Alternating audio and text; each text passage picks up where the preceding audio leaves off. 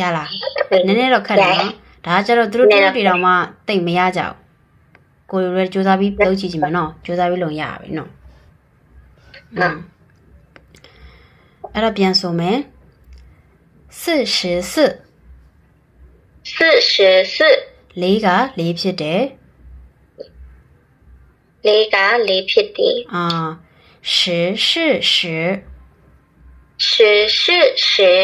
10က10ဖြစ်တယ်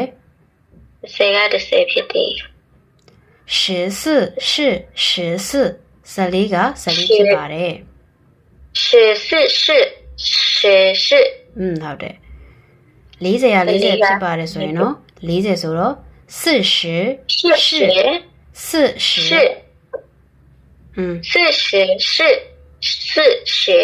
ဟုတ်တယ်40က40ဖြစ်တယ်အဲ့တော့40က14မဟုတ်ပါဘူးလို့ပြောချင်ရင်40ဆိုတော့40ကဘူးရှိမဟုတ်ပါဘူး14မဟုတ်ပါဘူးတဲ့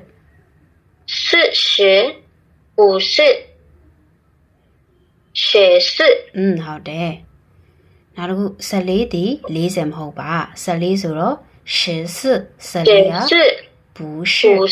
မဟုတ်ပါဘူး40မဟုတ်ပါဘူးတဲ့ပြောနေတော့စကားတွက်လိုက်နော်ဒါအစာပိုင်းမို့လို့ပါ